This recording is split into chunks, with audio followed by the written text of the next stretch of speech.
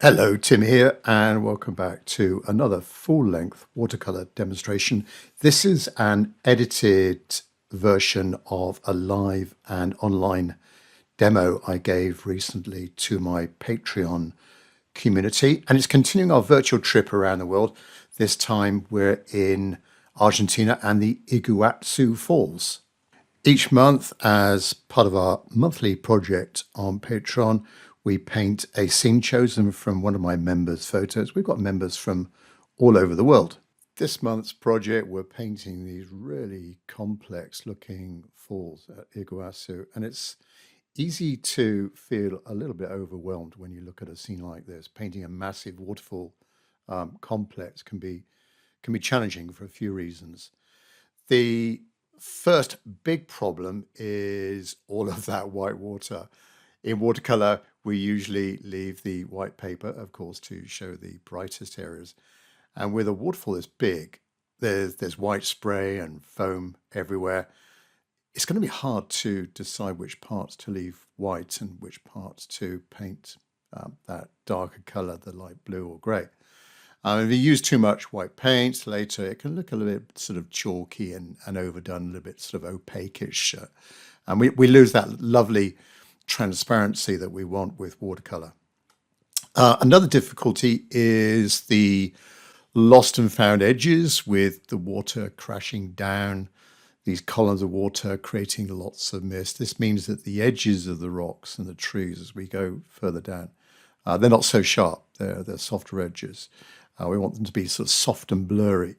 And getting the balance between hard edge on a rock and very soft, misty edges where the water sort of hits the pool, it's going to be tricky. You've got time, you have to time your sort of painting perfectly. Timing is important when the paper is obviously still damp to get those soft edges. Next, we've got that sheer sense of scale of the scene. There's so much detail in the cliffs and many streamed columns of water. If you try and paint every single little waterfall, the painting will look a little bit too busy and messy. And as painters, we've got to simplify. We need to group things together into larger shapes. And I'm obviously going to be using my various range of mop brushes to lay down most of the scene. To get that sense of scale, we've got to think about edges and values. So particularly in the background there on that left-hand side, that's furthest away, we want to try and push that back as far as we can.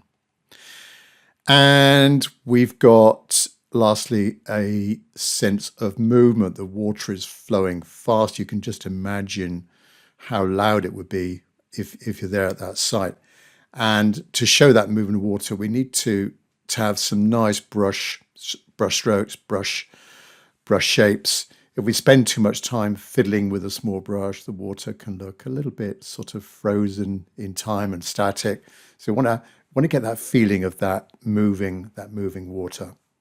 So you join me as we go into this edited version of this live and online demo, where I start to talk again about the composition following a private Zoom call that I had with my members to discuss how we're going to approach the scene.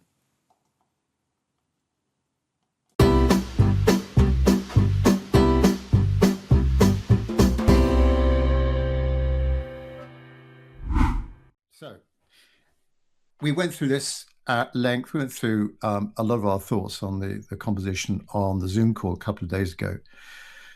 Iguazu Falls then in Argentina, a massive complex of falls. We've got a sort of, if I can describe it as multi-level or multi-tiered waterfalls, massive complex of waterfalls. And we discussed little things that we might change in the composition. I started off by saying I would like to move the top level of the waterfall up, so there's less sky and there's more of the waterfall in the composition. I also have my doubts about the tree, this V-shaped tree in the left, on the top left corner. And I'm having my doubts about the other foreground foliage as well. the trees sort of lurking in from the right, and then those bushes bouncing along the bottom of Naomi's photo. Um, yeah, so I'll reserve that till the end. Of course, with watercolor painting light to dark, those being dark elements, I can make my mind up towards the end. But certainly, I thought about this tree here on the left hand side, which Fazia thought was dead, and epiphytes growing on it, which might be very appropriate to the area. Doesn't float my boat, so we'll leave that one out. A few of you like this sort of twisty, curvy one lower down. We've got let's sort of unpick the scene in a little bit more detail with the multi-tiered, the multi-level waterfalls that we've got. On the left-hand side, there's more of a kind of solid wall of water coming down, that almost like a screen, a curtain of water there on that left-hand side. And then as we come over to the right, we've got little individual columns of water, little sort of segments of water coming down, split by these bits of dark, the exposed rock. So we've got all of that happening across. Then from the top tier, we come down to that middle level there. Between that middle level and this plateau, this shelf coming over from the left, and to give you some idea of scale, if I zoom in, that's the size of a person. So we're dealing here with a really immense complex of waterfalls coming down into this plunge pool. And then another little change we thought about the composition. We've got this little sort of gap here, this sort of chute of water. This area here is further back, even though it's a similar value. That's a lot further back, and you can judge by the size of people, than the shelf, the plateau coming in from the left. So this is a little bit closer than that. So we thought about making that gap there wider. So we've got a bigger chute of water coming down into the bottom here, this sort of bigger lake plunge pool at the bottom. With the second level,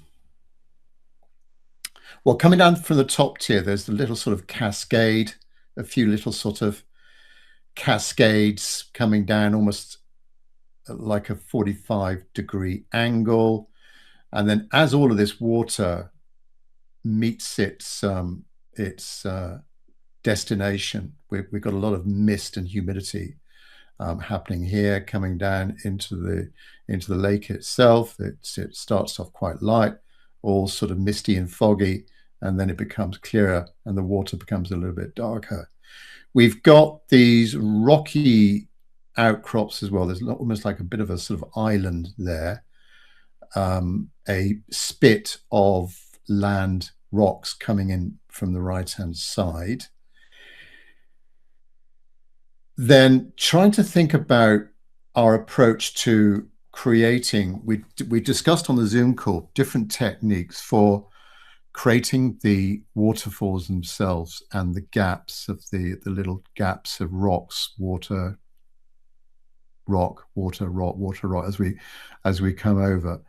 And me personally, I'm going to be trying to use, starting with a wet in wet approach, the whole scene, and I'll go through my process shortly, but using a bit of negative painting, painting in the darks to create the lights, these sort of the light of the water coming down. And they're almost, these columns of water, they're almost like, to me, they're like a horsetail, especially that one there. That's almost like a horsetail. It's brighter at the top, and then it gets a little bit darker. It gets that column of water gets wider towards the bottom. Also, look at the right-hand side, almost vertical, whereas on the left, we've got a little bit of a curve as it sort of plunges over the top level of the waterfall and then comes out at an angle. That that, you see that sort of shape quite a lot as we go over. Um, to some extent, it's there, almost a sort of vertical right-hand side, and then a little bit of a slope on the left. If we zoom in, and I don't think Naomi's photo is ultra high resolution, which is good, because if we had a high resolution photo, myself, in my opinion, I would be seeing so much detail that I would just get bogged down in the detail. Low resolution to me is good, but look at the shape of these dark areas between the columns of water. Let me just see if I can see one that makes it look pretty obvious. Well, here, do you see this dark? It's a little bit out of focus, but that dark is almost like a rounded upside down U, like a sort of horseshoe shape. So it's rounded at the top. There's another one there, rounded at the top. We're coming round there. There's another, talking about detail, we can see another little sort of mini tier above the top tier. A few little sort of columns of water coming over that, which is probably massive in itself, considering the size of the people from the viewing platform. Yeah, so think about the shapes of the darks. Other techniques we explored on the Zoom call, of course, masking fluid as well. Gene and a few others I know might be using that technique. We've got lifting off as well we could use. We've got white gouache we could use. An airbrush was discussed as well.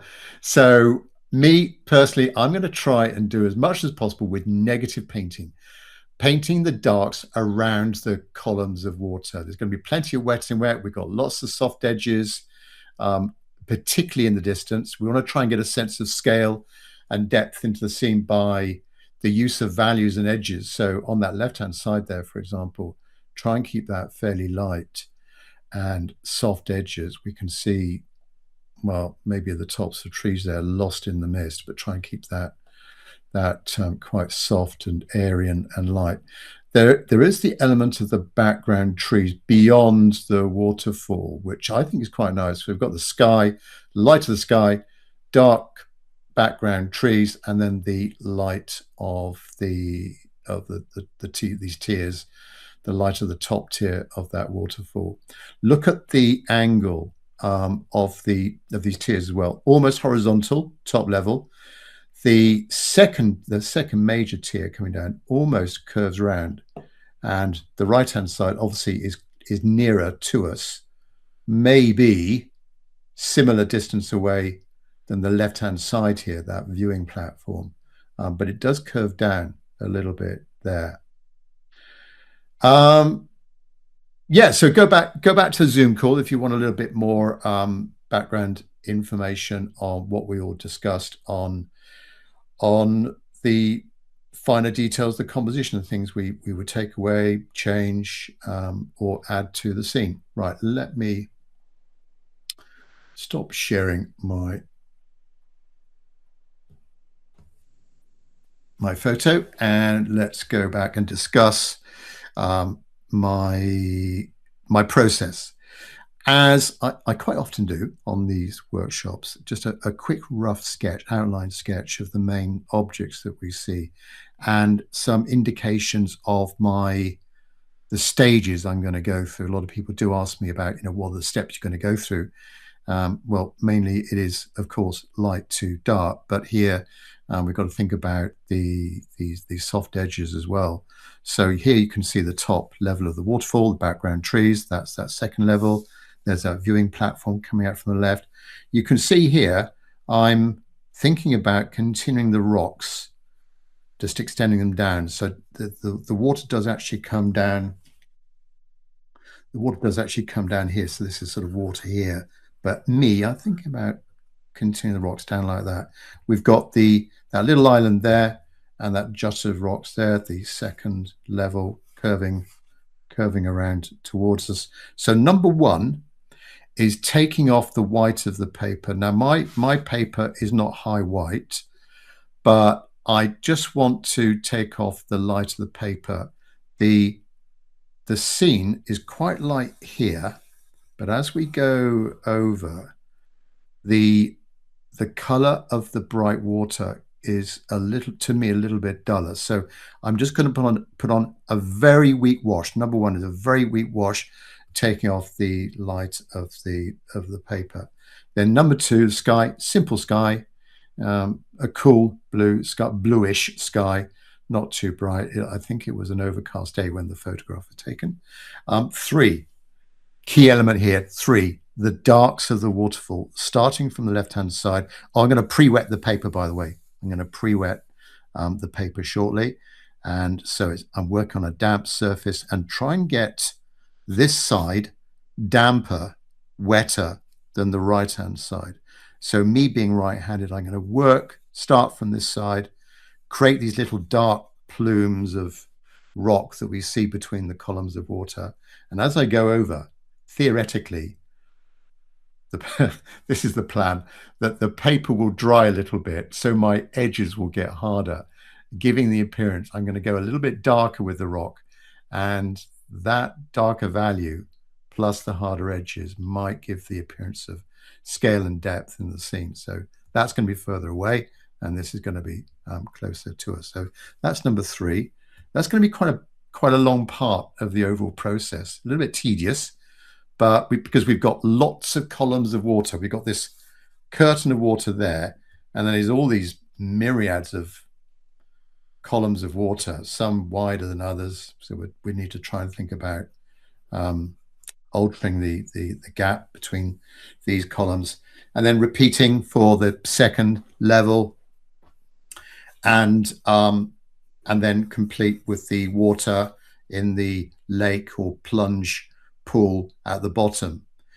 When that's a little bit drier, step 4 will be the shelf on the left-hand side, by which time, hopefully, that left-hand side there would have dried somewhat, and I'm going to get a hard edge, all right, down there. So light at the top. We think the light was coming from the left-hand side, possibly the top left corner. So a little bit of light there. Then we've got these vertical cliffs, rocks down here, pretty much dark. Dark here, certainly at the top of those, that little sort of island. There might be a plunge pool below or on the other side of that. And then these rocks coming out there as well. 5, those background trees, must remember to get those in. And try, again, thinking about the scale, those trees on the top of that waterfall, they might look like little tiny shrubs, but they are probably massive trees.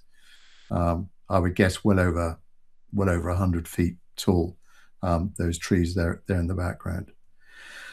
That's the plan.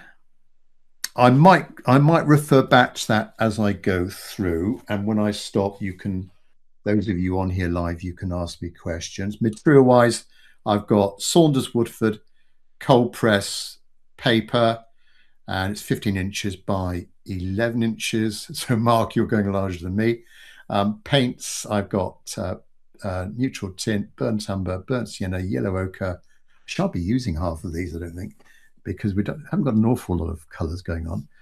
Where was it? Yellow ochre, spring green, viridian green, cobalt green, cerulean blue, cobalt blue, ultramarine blue, alizarin crimson, cadmium red, light red or English oxide, cadmium red, cadmium yellow, got lavender, and a couple of gouache paints down the bottom right hand corner. 3 mixing wells here. Brushes wise, I think a lot of the painting will be done with my trusty Tintoretto synthetic mop brush, series 1407. I have bought in the last day or so a new Escoda Perla brush. That might be quite good. I think with that edge, probably can't see that, but quite a nice edge there, which might be good with the waterfall, creating some very soft marks. This is quite a soft synthetic brush, so we'll have a go with that.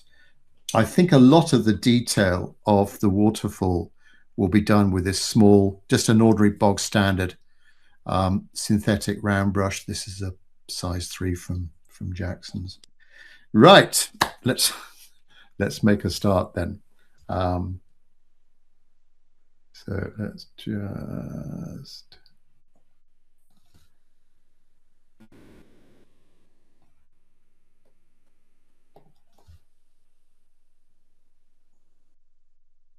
It's just a bit of a weird message on my screen at the moment. Excuse me. No, I think it's okay. Right.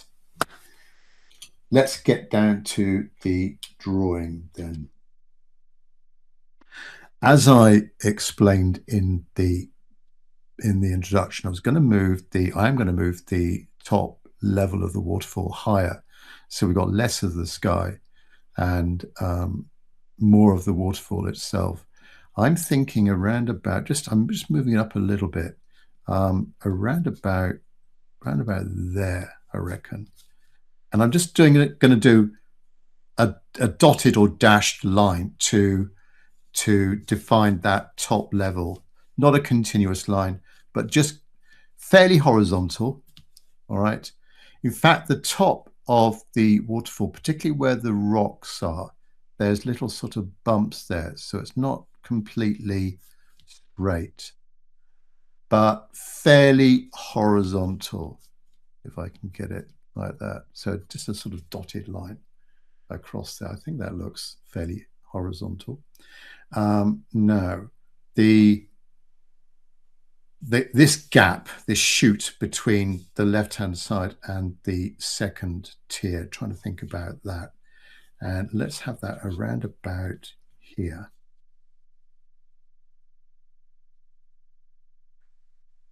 And it does curve down a little bit. That's the left-hand side of that second level. Then moving to the left, we've got this shelf coming in, and it's almost the level of that is similar in height to the second tier, or it does go down just a little bit, but let's have it at similar height. Larger gap, this chute of water coming down on that left-hand side there.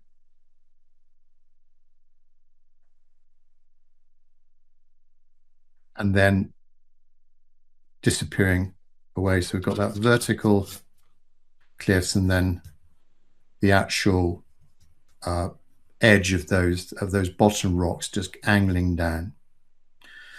Back to the right-hand side, the second tier, and there's that sort of tree.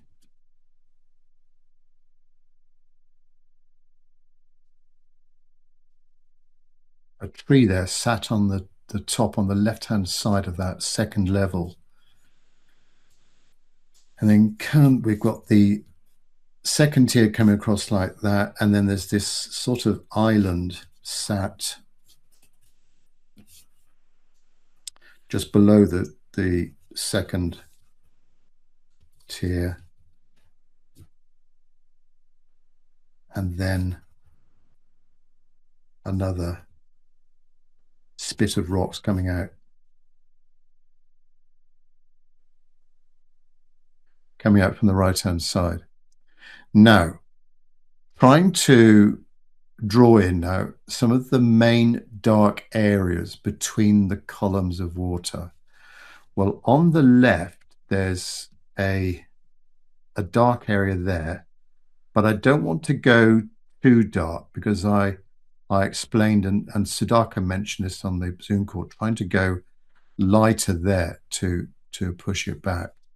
But as we go over, we can, if I can try and bring in the main areas of darks that I see. So the one here, for example, I'm just going to maximize my image. There's one here, and as I explained, the top of these dark columns are sort of rounded in a way. There's one there. Then there's one. Well, there's a few here moving along to the right.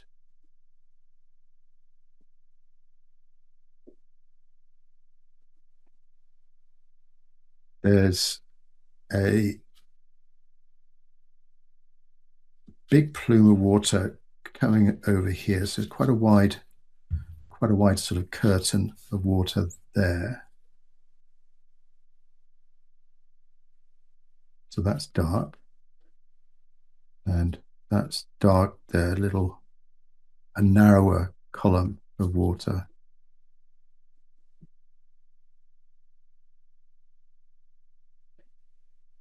Going over, we've got a few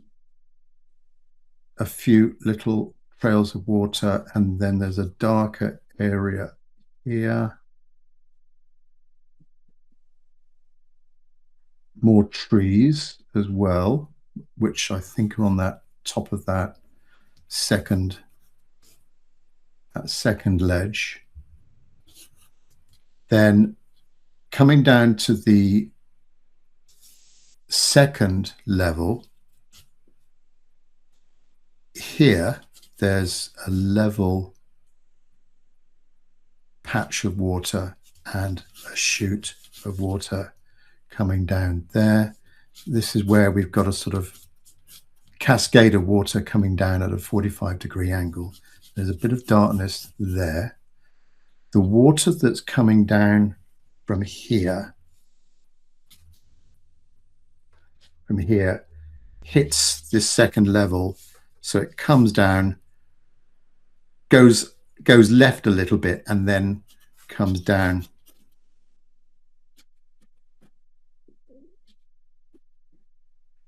into the bottom lake. So that's going to be dark there. So we've got light, dark, light, dark. We've got more water coming off here.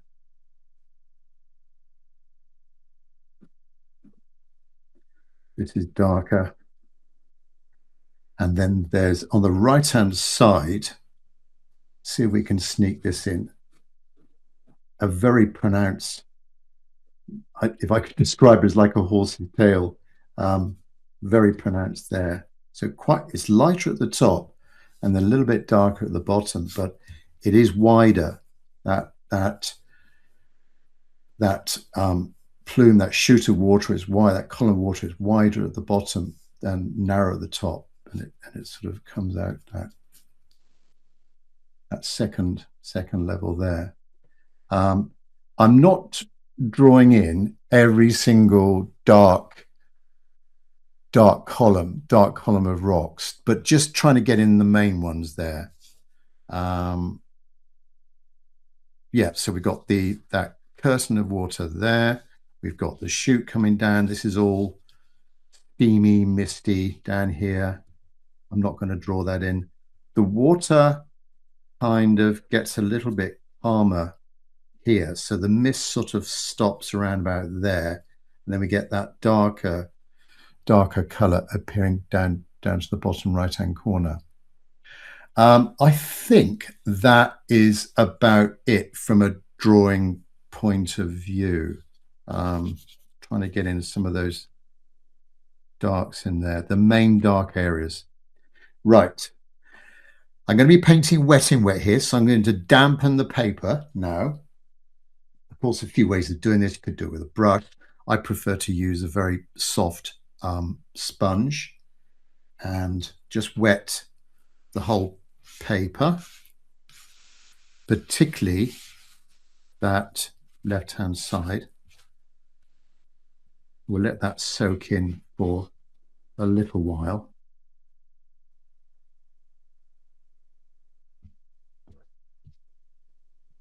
I know there is a technique for wetting both sides of the paper. I know some people do that, but I'm just wetting the one side fairly evenly, but want to make sure the left-hand side here is damper than the right.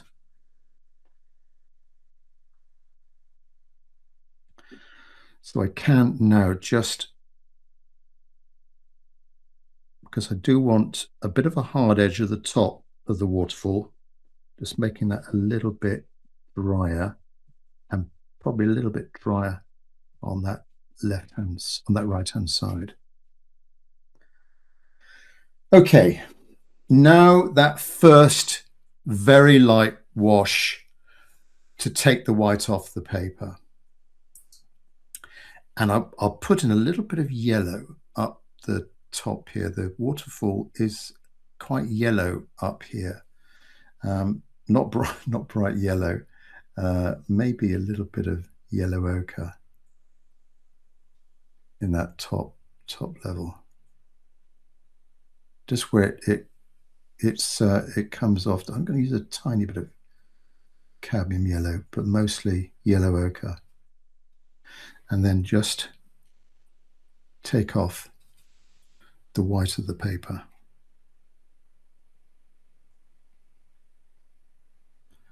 Starting from the top there. Now, if I do see the paint traveling around a little bit too much, like this yellow paint just gone up into the sky here a little bit, so I'll just lift that with a paper tissue. We just want that sort of yellowish color to come down. Continuing on, I've got a little bit of a dirty mixing well up the top here. So I've just picked up some of that and just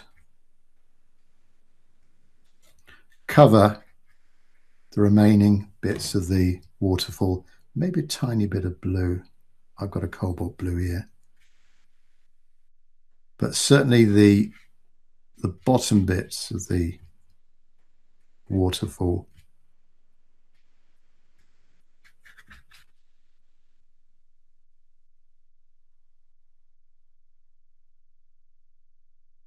just to take off the white of that paper.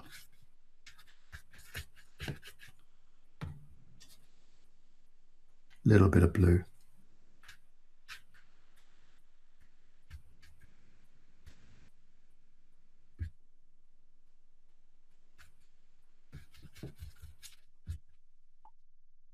And if you think you've gone a little bit too dark, remember it is going to dry, being watercolor, it is going to dry lighter. But if you think you've got overdone a bit, just lift it off with a damp brush or a paper tissue to get the white of the paper again. We do want that light at the top of the waterfall. So just lift off in a few areas there. Right, so that is step one. Let's get in the sky now, which is a very light blue. I detect a little bit of lavender in that sky, but you could use the cerulean blue, cobalt blue, but quite weak. So let's mix in a little bit of this lavender that I've got. As I say, you could use cerulean or cobalt for this, but not too strong a sky, just fairly cool.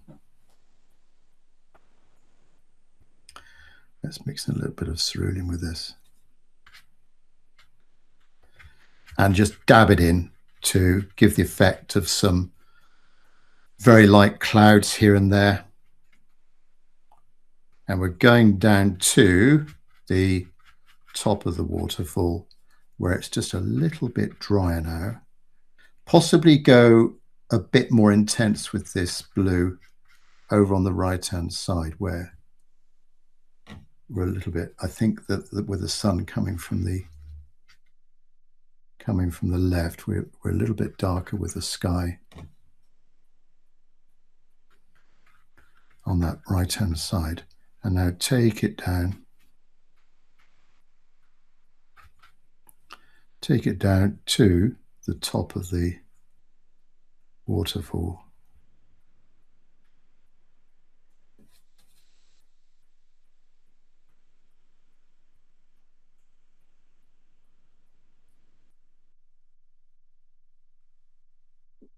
And where I am now, this will be covered with those background trees.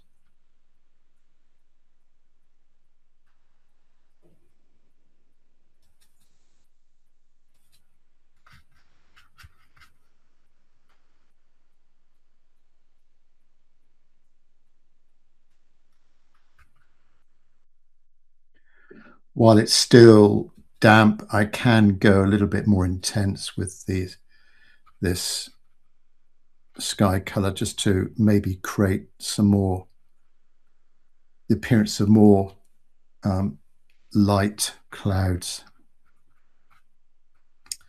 and then just leave it.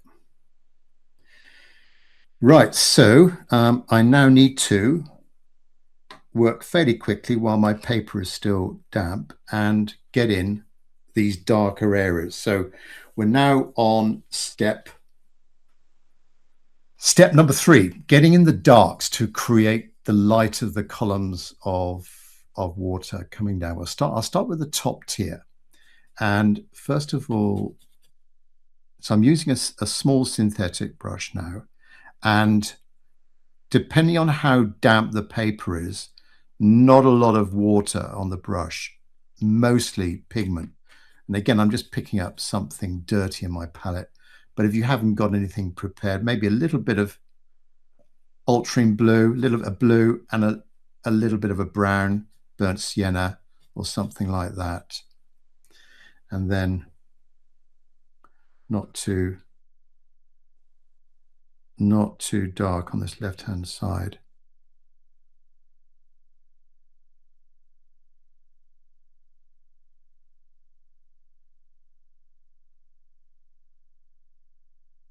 You're not getting the softness, then you can always lift off or just gently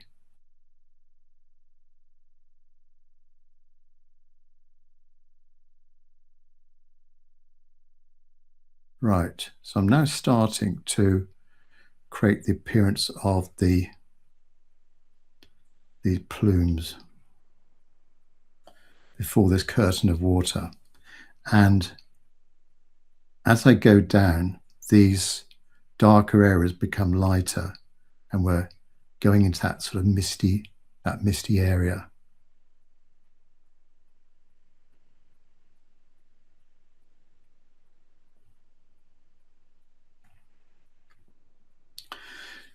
On the curtain of water we've got before these separate sort of segments, columns of water, this more solid bit, there is a little bit of darkness coming over the top, just as it's sort of the force of the water being forced over the top here. So just something very, very light here, not much paint, not much paint on the brush, and just trying to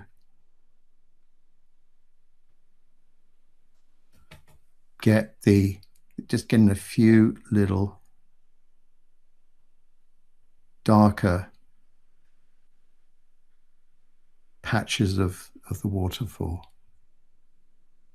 before we hit this misty area down here. So we've got these dark lines, they've got to go very soft edged, lighter as we come down. I'm using my finger to smudge things as well. Now, these lines that you create, try and make them randomly spaced as well, not too equally spaced.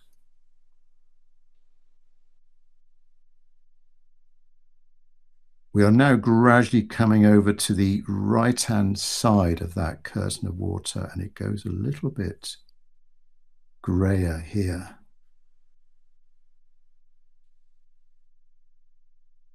Again, we've got these rounded tops to these darker areas.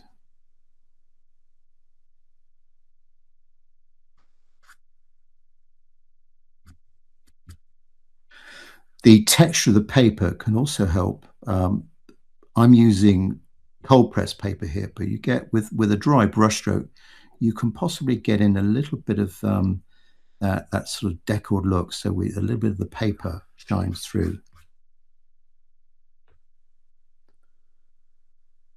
There's some edges over here that are a bit too hard. So if I just pick up my synthetic brush and just tease out the edge a little bit, so a little bit too hard an edge there, and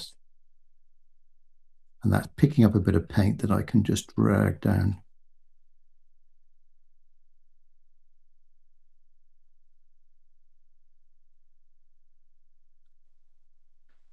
There we go. There's a long way to go yet. So moving over, we've gone about a third of the way across that top level. Picking up my dark color again. Now this is where we need to be a bit more careful with these darker bands of rock. Ultramarine blue, little bit of burnt sienna or burnt umber for me. And we will go a little bit darker as we go over. Right, there's one here. This is the first sort of dark patch.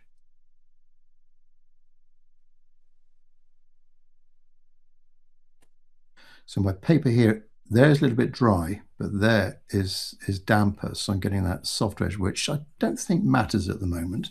This is very damp here.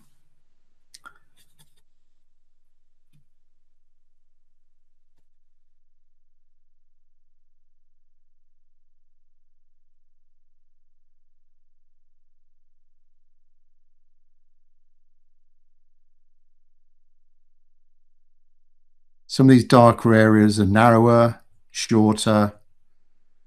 Sometimes they disappear, then they reappear further down the waterfall.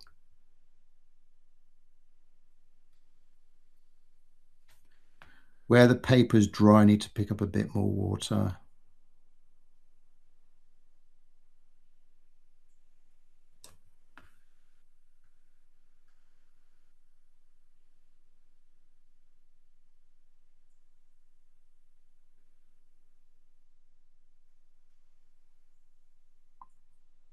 Try and make these darker areas as vertical as possible, particularly the left-hand edge of them.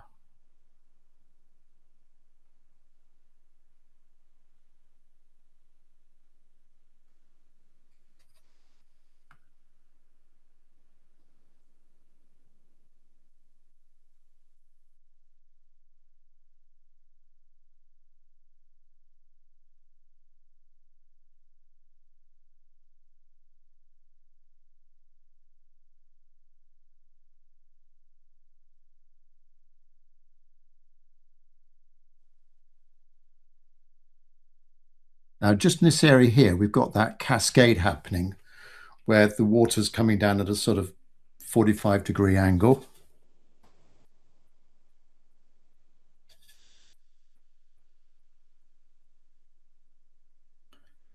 There's that larger bit of water coming down there. We've got a bit more dark here.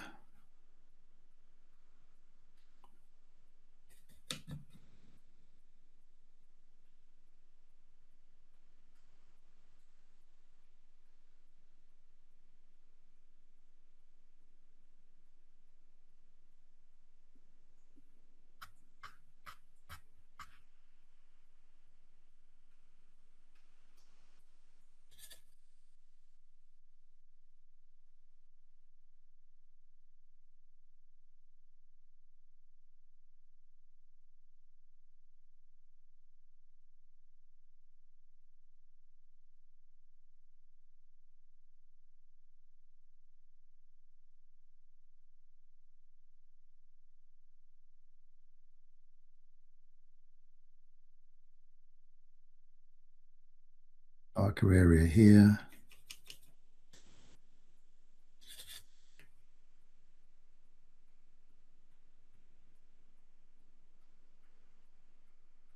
In fact, some of these darker areas, they look as if they've got a little bit of foliage on them as well. So you could add a touch of green, but certainly try not to make them too grey. Try and inject a little bit of colour into them.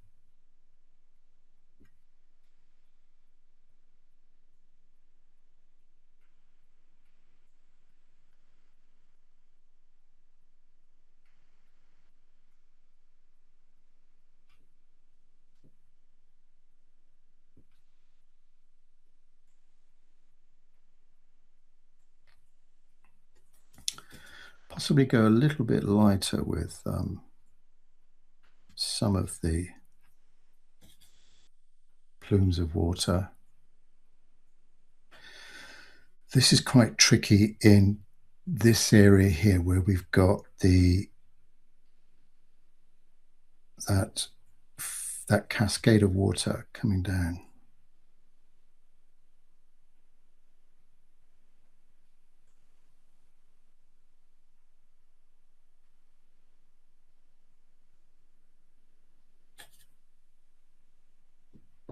Ultramarine blue, bit of burnt sienna.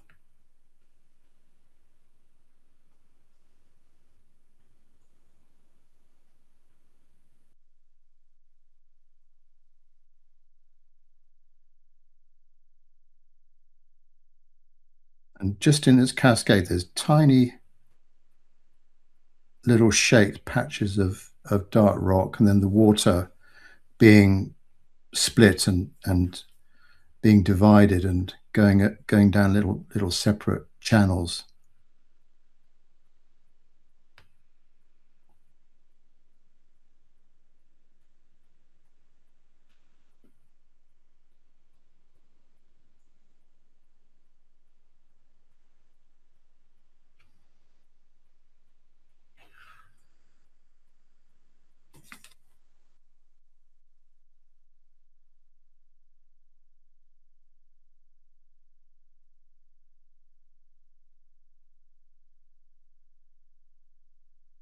So again, I'm using my fingertips to just soften the area where you see, if you see yourself going a little bit too dark.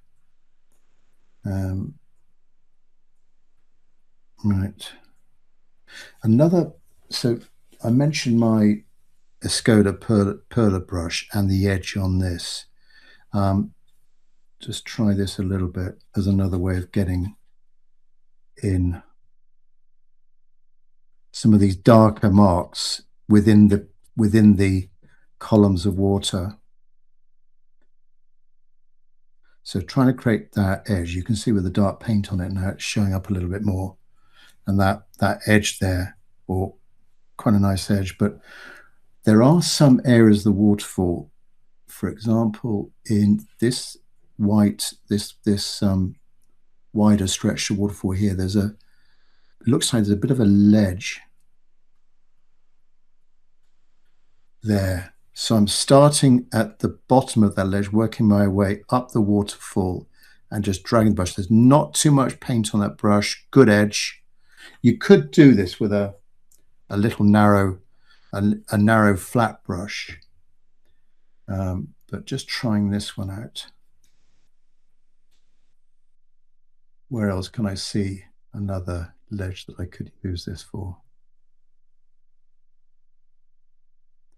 Here's another one here.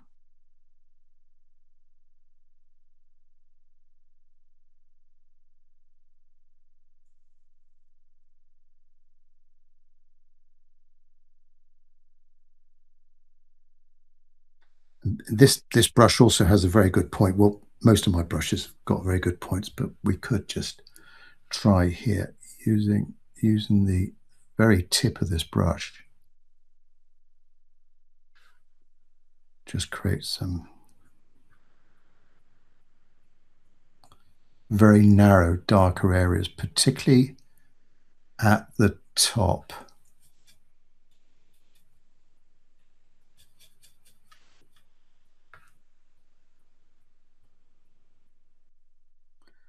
This area here needs just strengthening up a little bit.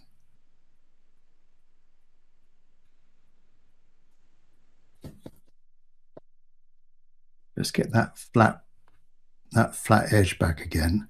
And you can see the hairs are splayed out a little bit, so there's not much water on that brush. And then just try and, using the roughness of the paper, not too dark, don't want to go too dark there, but just try and get in a little bit of a darker patch of water as it hits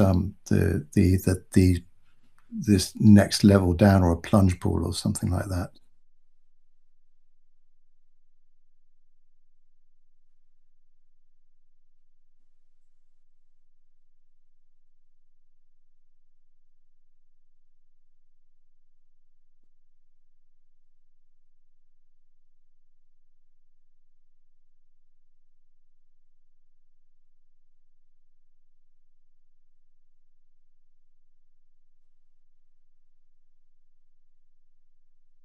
It's worth just pursuing this and just adding on darker layers on top, going ever so minutely darker as you apply each layer. You don't want to go too dark because it can be difficult to then adjust things. But just gradually adding in those extra layers, extra level of detail. I think that's it for that first level.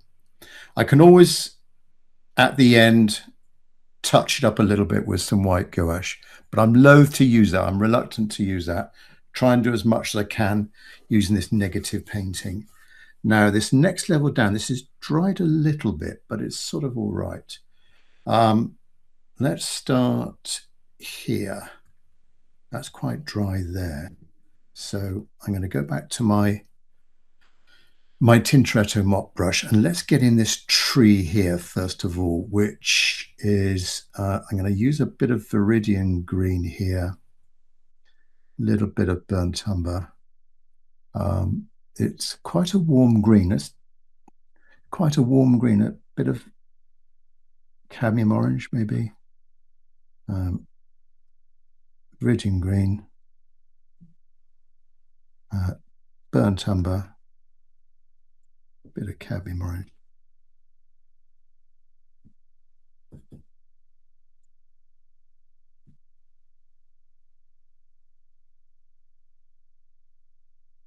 This will be a harder edge, and it's a little bit darker than the dark rocks behind. Paper is dry here, so I'm going to get a bit of a hard edge.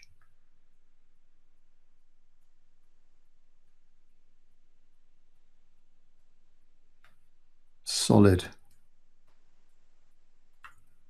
tree.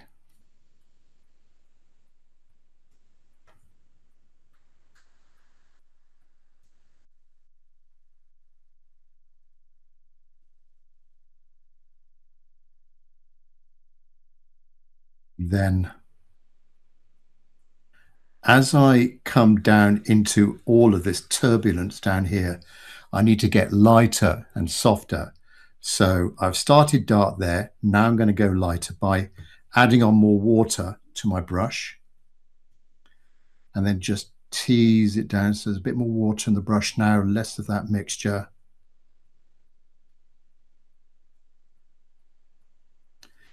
More water still.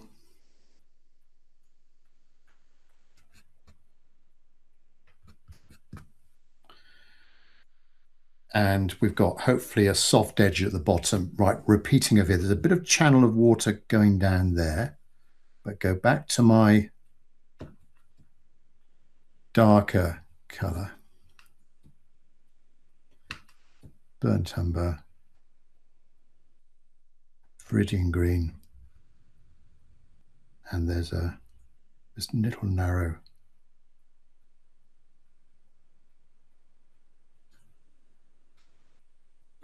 channel of water.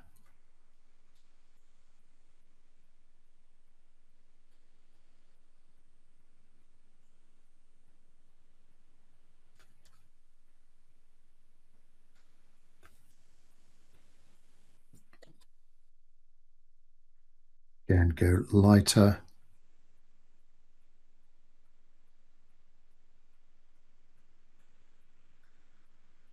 Add a little bit of blue into that. This little strip of darkness goes a little bit lower than that one because of course the mist is sort of settling and its level is getting lower.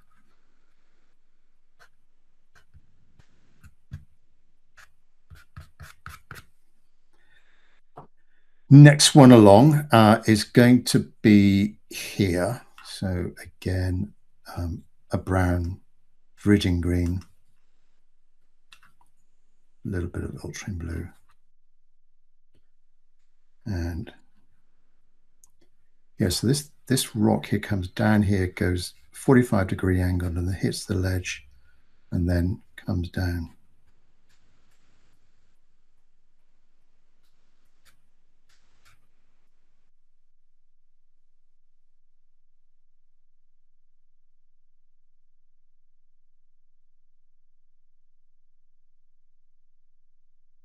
There's a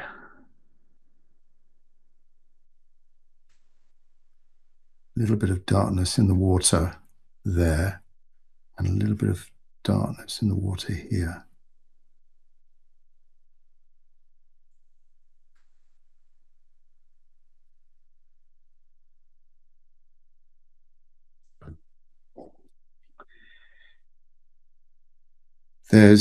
Right, back to my small brush. We've got this wider curtain of water coming down where I need to use the same technique as I did up here. And this sort of little bit of darkness between the, need to go quite light with this, little bit of darkness between areas of light.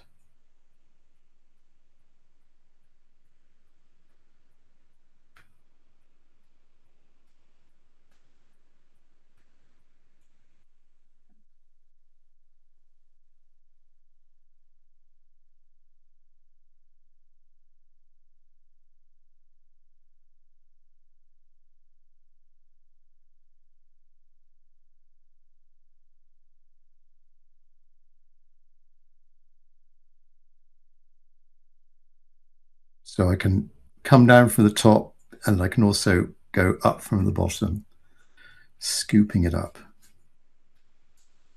Right, we need a darker patch of rock here. So radiant green, burnt umber, maybe a little bit of ultramarine blue to go a bit darker. Right, this area here.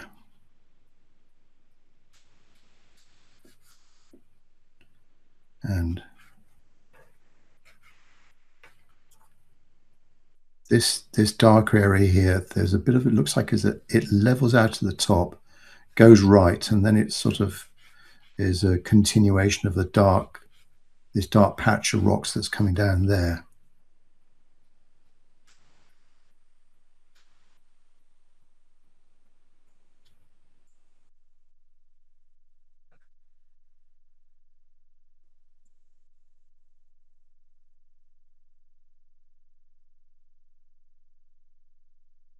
And right down the bottom here, it gets all misty again. So soften up that bottom, and then we've got another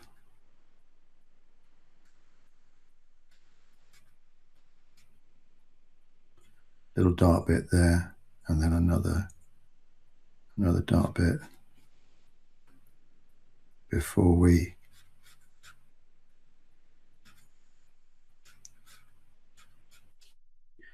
have a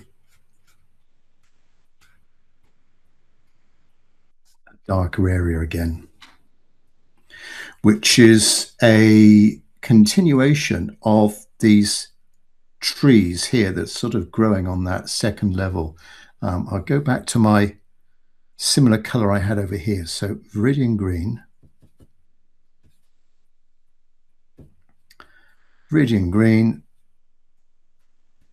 burnt umber, maybe a little bit of cadmium orange just to warm it up a bit of ultramarine blue,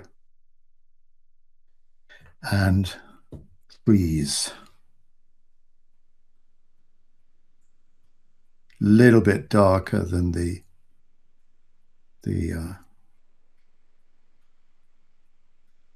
rocks, the rocks behind. Just a tiny bit darker.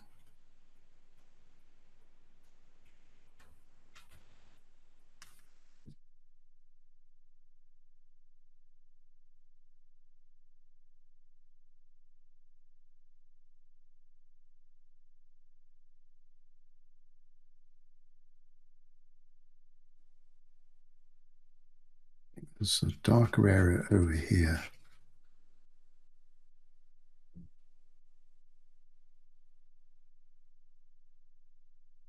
So the tops of these trees,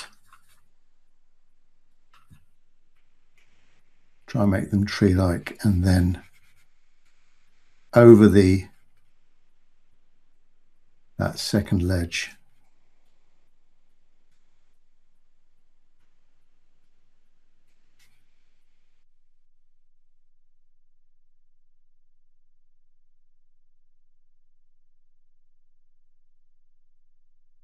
There's a bigger shoot of water coming out here, and there's that wide bit, narrow at the top, little bit, tiny bit darker at the bottom here, but on the left-hand side of it is this band of darker rock.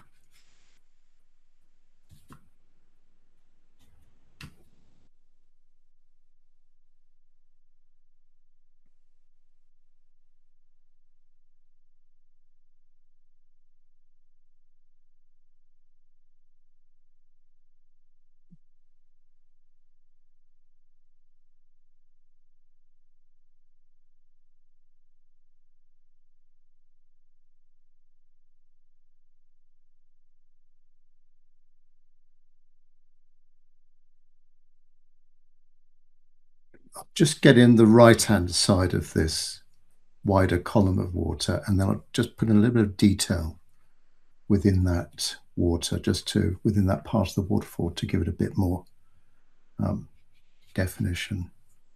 Right, let's continue this dark theme.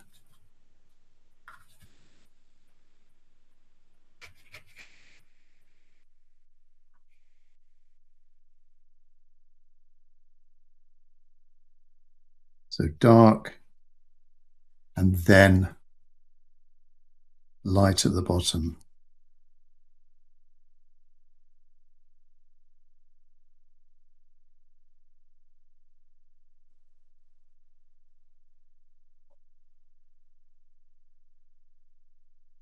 Now back to my smaller brush, and just try and get some of these edges a little bit softer,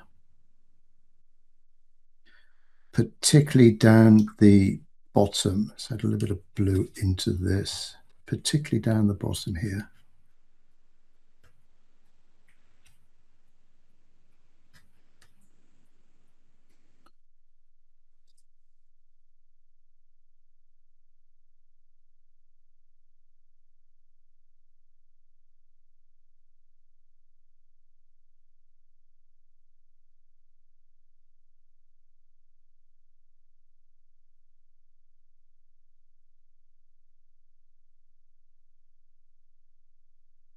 So make your marks, and then what I've done here, I've got a too hard an edge, so pick up some clear water and get the right amount of water on the brush. So not too much water on the brush. We want to sort of really apply this bit of softness to the side, but at the same time just lifting off a little bit of that paint. Soften up that edge.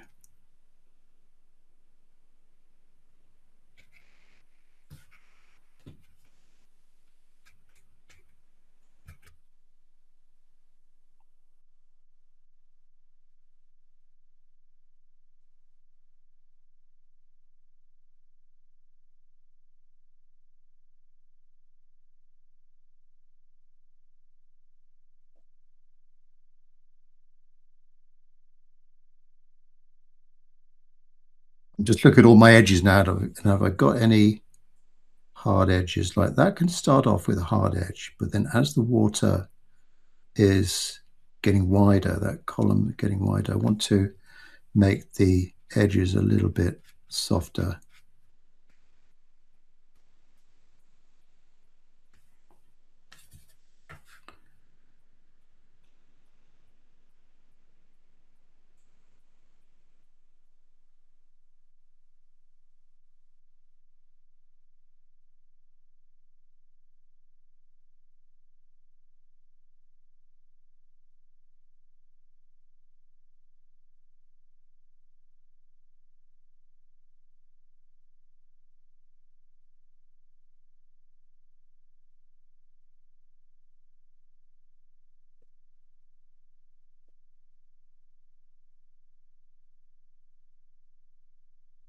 While the the trees there are still damp, I can add in some darker color just to create a little bit more form and body to that tree. So a little bit darker, maybe a bit of blue, just to not too dark, but just a bit of blue to create a bit of shade or a shadow underneath that tree.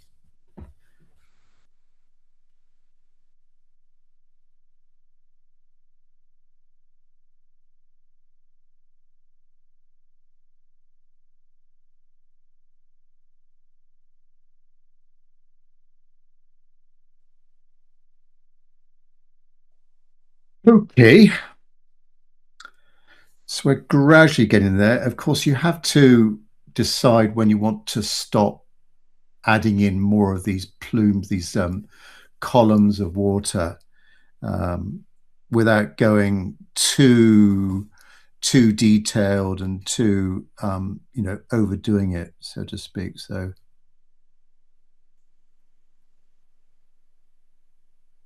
try and judge that. You be your own judge when you want to stop.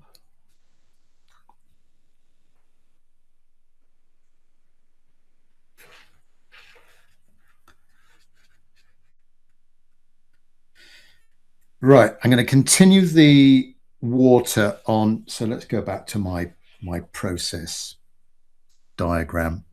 So we've pretty much done that top tier, that top level, and the middle level. Now we're coming down into this sort of lake, or where the water, the chute of water, comes down into this sort of plunge pool, and it drains away to the right.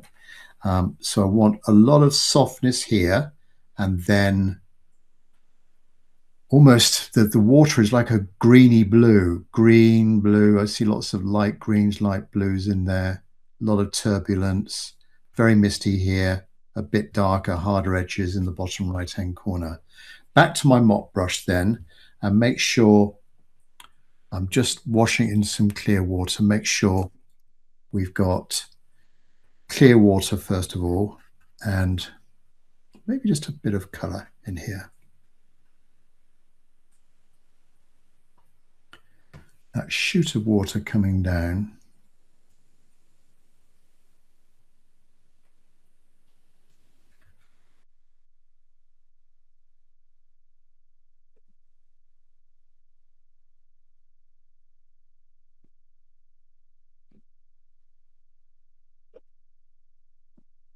And then as we come down, we're going to get darker, a little bit darker, and a little bit greener. So I've got a bit of ridging green here, or you could use cobalt green just to go a little bit darker. And thinking about the level of the water as well. We're going up to the edge of that island, over to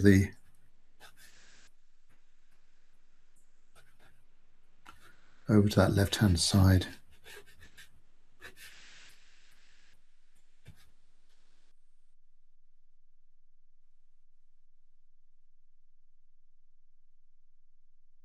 And there's trails of white water between this patch here. Within this patch, there's sort of little veins of white water. So try and leave the white of the paper there for that. As we go over, going a bit more intense with my colors. Ridging green, that's that bit of that spring green, a little bit of white gouache.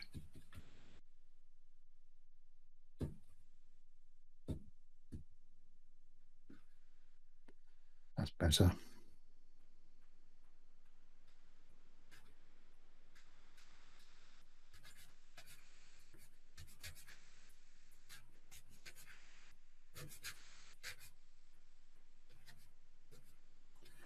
That needs to go very soft in there.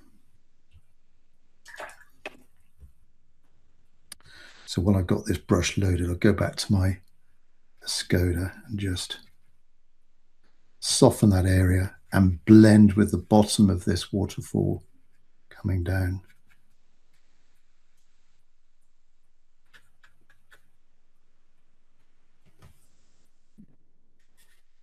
Continue over.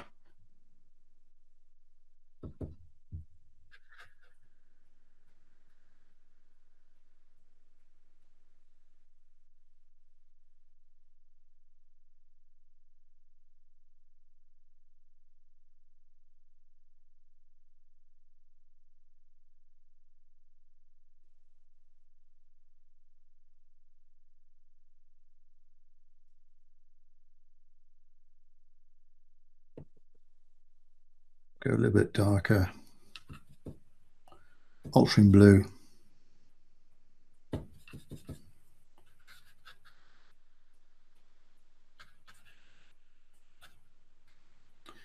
And I guess it's the water is becoming a little bit, tiny bit calmer as it goes away to the right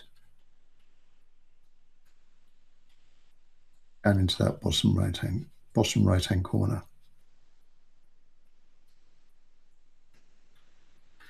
Don't go too fussy with the detail in that bottom right. Just try and get the value right. It's a bit darker in that bottom right hand corner, and possibly a little bit darker over by those rocks there. Perhaps there's a bit of reflection or shadow over there.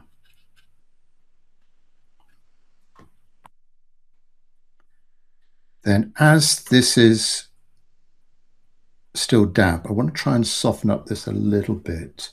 I could use my fingers. I could use my little tissue. I'm going to use that sponge I use for damping the paper. A damp sponge, clean sponge, and just gently lift off. See if I can get a bit of softness coming into that area. Just in places where I think the edge is a bit too hard.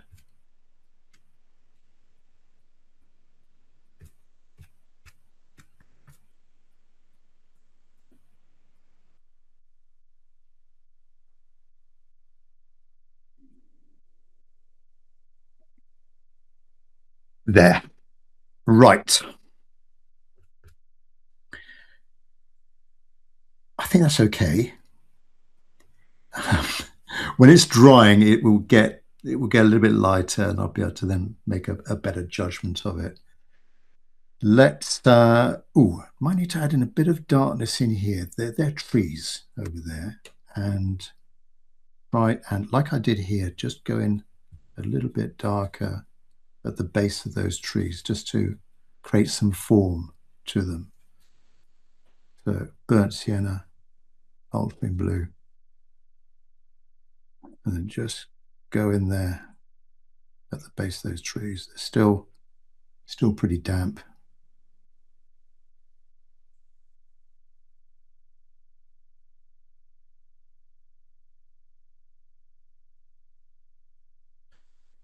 There we are. Right, now ledge on the left-hand side here. This should be nice and dry. I want to get a hard edge there. That's a little bit damp down here, so need this to be dry. Paper tissue. I'll start off a little bit lighter at the top, where there might be a touch of light just hitting the top there. And let's add in a bit of a bright green. So I've got my spring green here, so a brighter green, and then we'll immediately go in darker as we go away from the light. So trees, treetops, down to that viewing platform, and I'm not going to attempt to put in a figure. I mean, the height of a figure would be like that. Not bother. Now, below that lightness, go darker. So similar to what I did over here, really. Bit of dark green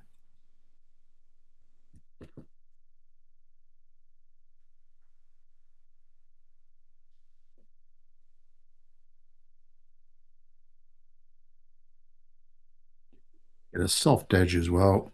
And we're going down to the right-hand corner of that ledge. And now the rocks. This almost vertical cliff face that we've got here. And the rocks are quite warm. Yeah, they're quite warm. They're dark. It is a darker area. We want to make it a little bit darker than over there because this is closer to us. So let's mix up something warmer. Cadmium red, my light red, little bit of ultramarine blue. See how that looks. Yeah, I think that's okay. These vertical rocks here.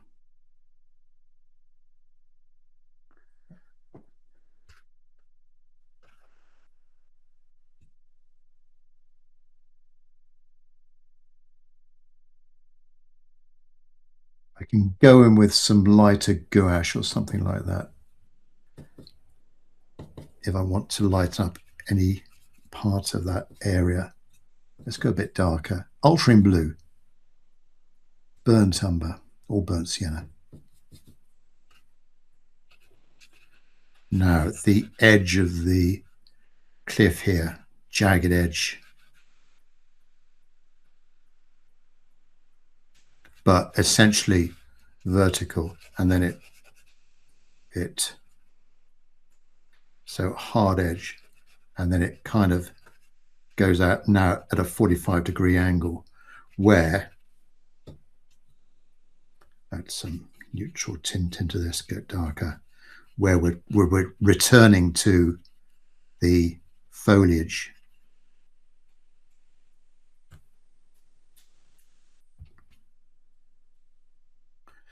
Bit of neutral tint here.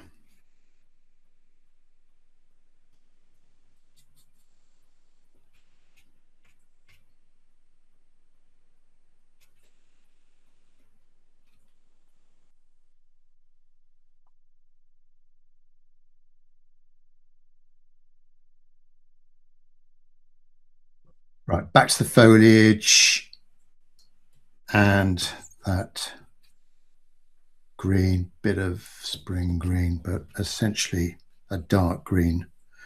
Now that's too watery. I need to go thicker here.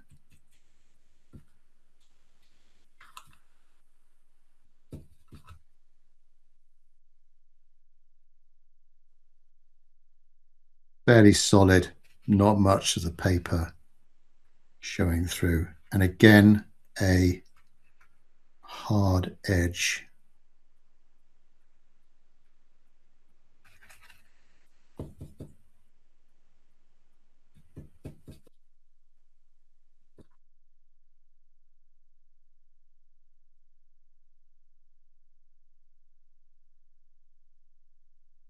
I'm just dabbing the paper to try and get the effect of those rocks, those sort of subtle lights and darks within those rocks.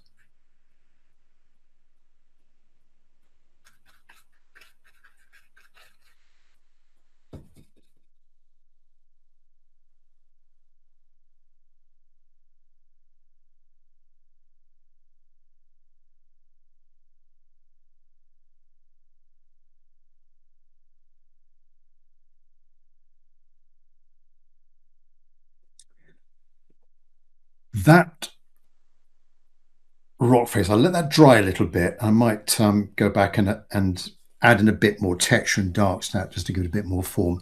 Now, this middle island here,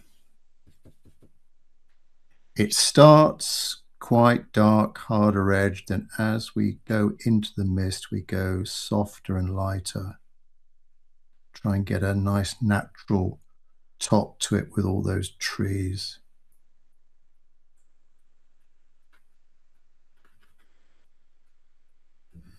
And then as we come to the left hand side and the bottom we go lighter. Probably a little bit darker on this right hand side here. Now take the paint off the brush, a bit more water, and just now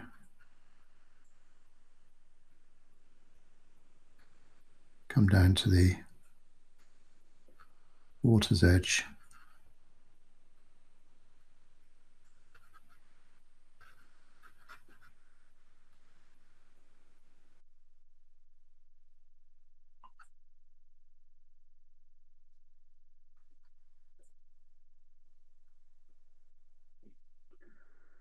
While it's still damp, I can soften up some of these edges a little bit with my little round brush to soften it up. We've still got a bit of mist down there. Soften up that top edge.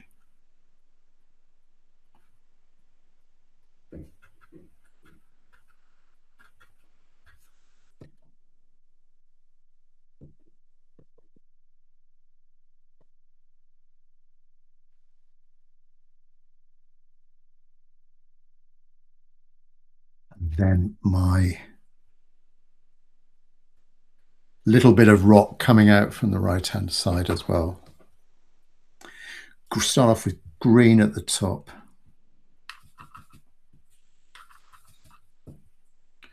Green at the top. Actually, we can see more of the trees here. Those sort of round top, I guess, sort of tropical-ish trees. And then there's some darker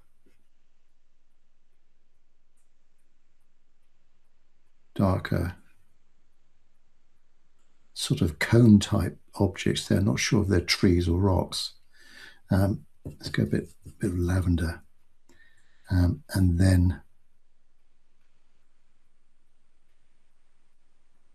almost down to the water's edge here.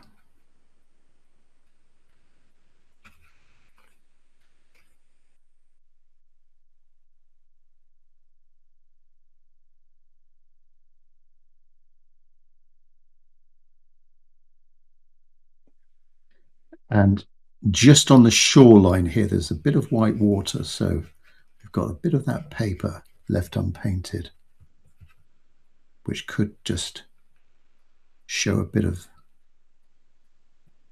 little bit of water lapping upon those rocks.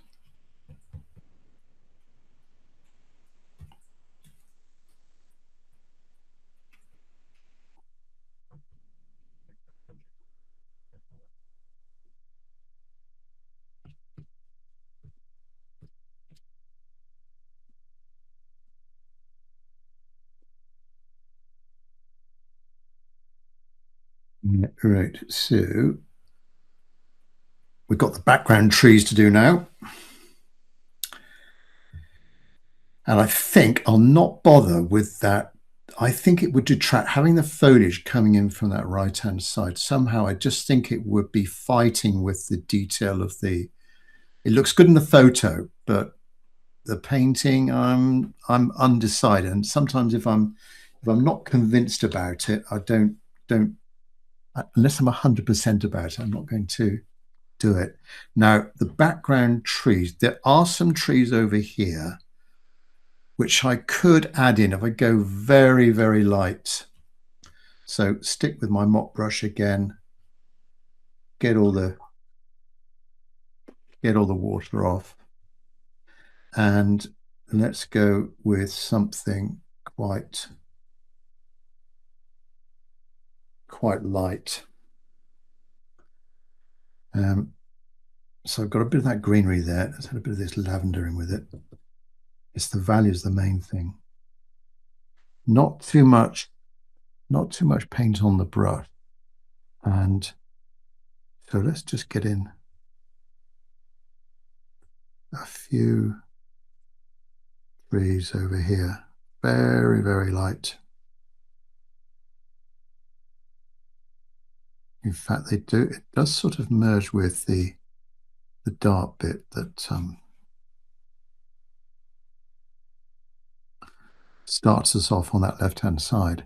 Now, these few little trees here, they disappear, and we've got that bit of open area, and then they start again here and rise up to that right-hand side. So we'll start with this lighter, similar to what I had over there, but go darker as I go over to the right, because that might be just a little bit closer to us. So lavender, bit of Phrygian green. And this will help us define the top part of this waterfall. Now, it starts about there, just on the right-hand side of that curtain.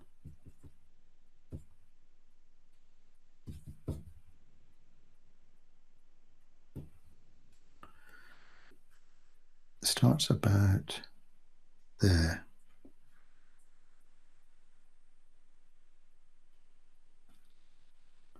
And there's a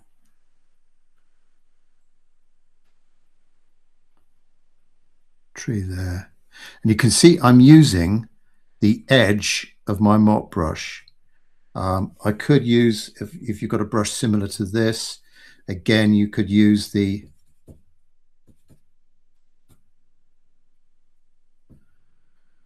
that edge there and drag down from the top of the canopy.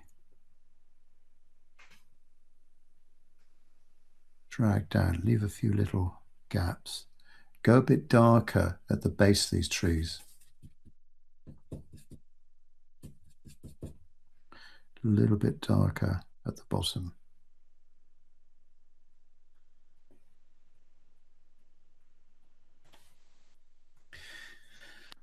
Continue over. A little bit greener. Not too green. Keep it fairly cool though. Add some blue. Just keep mixing. And so it dips down a little bit. We've got a bit of a dip here, and then it rises again.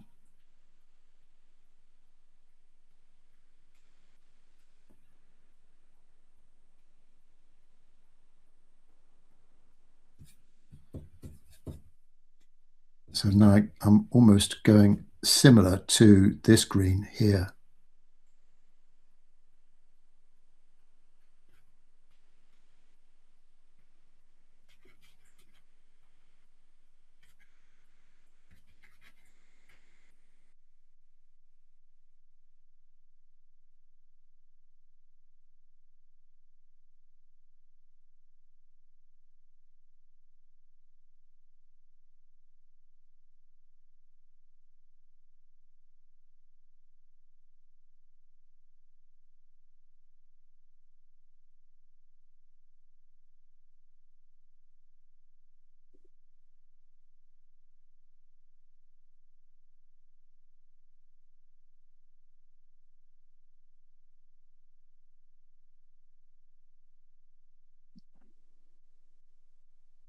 Go a little bit darker at the base of these trees. So ultramarine blue, burnt sienna, a little bit ultramarine blue, a little bit darker.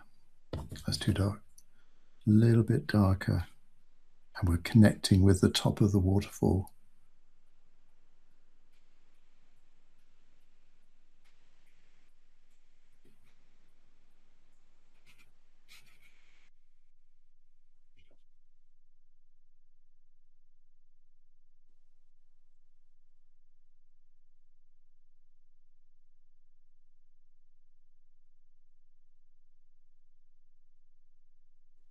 So it's still quite damp, these trees. Just dab in a little bit of that darker, thicker color to add some body to those trees. And we're defining that top of that waterfall. I haven't put in, there's that sort of mini tier that on just above the top tier, not bothering with that. No dark shadow over there. I want to keep that way away. Right, it's down to now finer adjustments, and back to my my little soft brush, if I can just here add in just a bit more.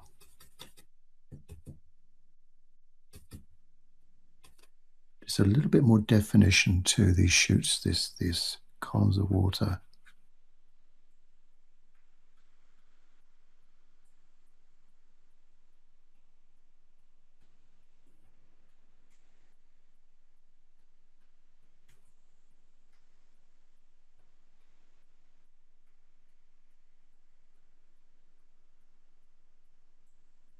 And you could at this stage, if you want to use a little bit of white gouache, then you can do that. I'm not going to, don't think I'm going to for mine. I think I'm quite happy with the way that I think I've got the feeling of the water coming down a little bit, and then it hits this. There's a cascade, few cascades going on here.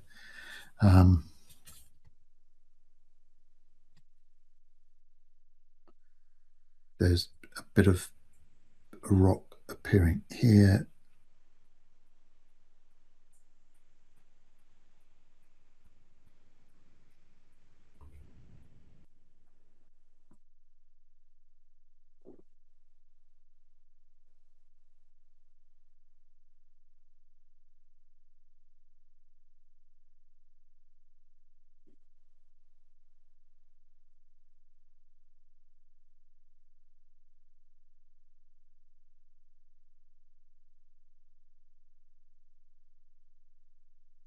This is still a little bit damp there, so I can apply a little bit of paint and get some soft edges going.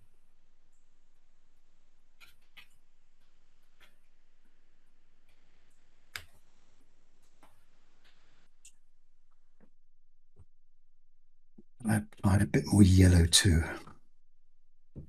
Got to be very careful here. Bit of yellow to the top there.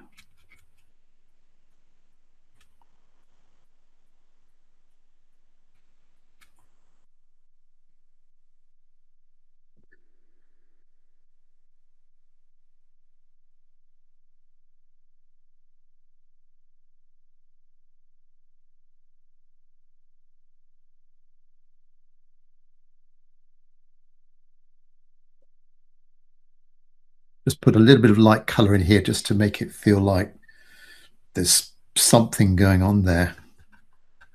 It's not all sort of white, just a few subtle, very light bits. Now, I want to try and define these rocks a bit more here, particularly this vertical cliff face. So flat brush and or the edge of my mop brush, but something dark. Let's just see if this gets a bit more impact into it. So my neutral tint with a little bit of a burnt umber, ultramarine blue, but not just pure neutral tint. And then starting at the top, just where there might be the trees growing over the edge of the cliffs here, just drag down in place, just drag down that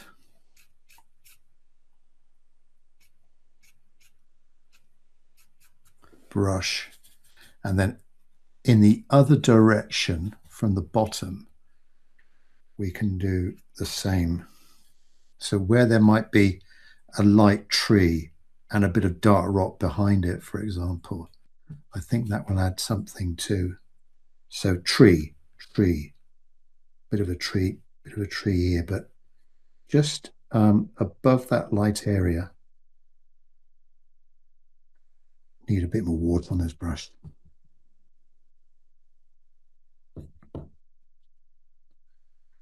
Right, flat edge, and then just flick it away.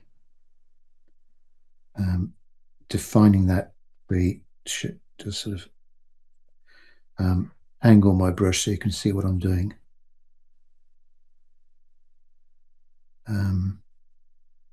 Is that a tree there? Yeah.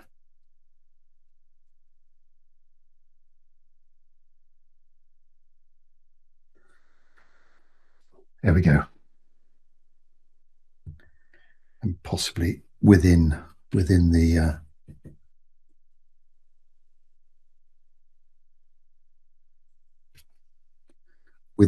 vegetation there, perhaps a little bit of darkness. Create some bit of darks around the trees there.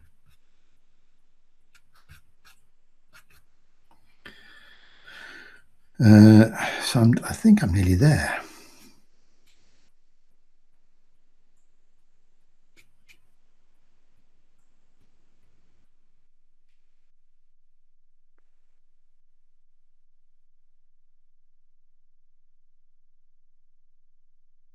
Maybe we can go a little bit darker here as well, just above the waterfall.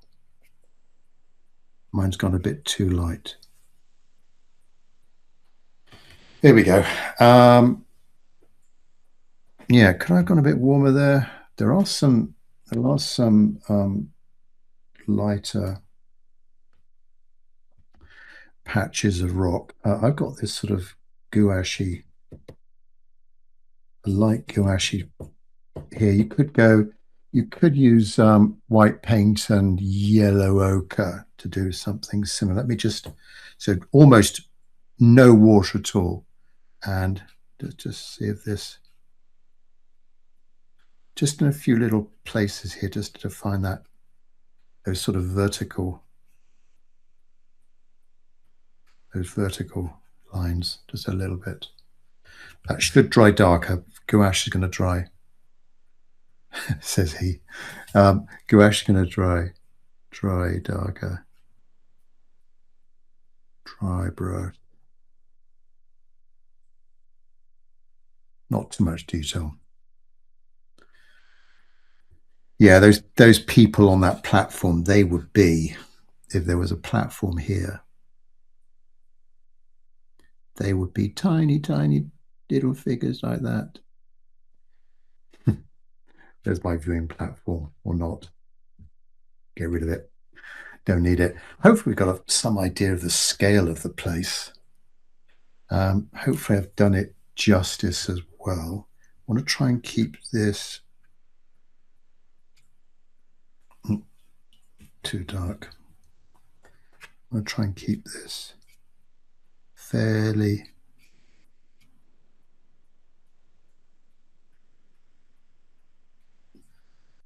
light there, not too dark.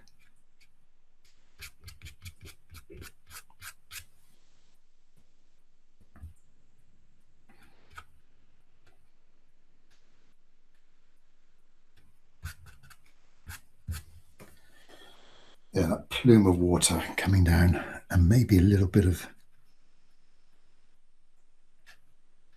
a shadow just below that ball of mist. Just a little bit of a faint shadow, just a bit of darkness there. Right, I think I'm done, everyone. I hope you enjoyed watching that.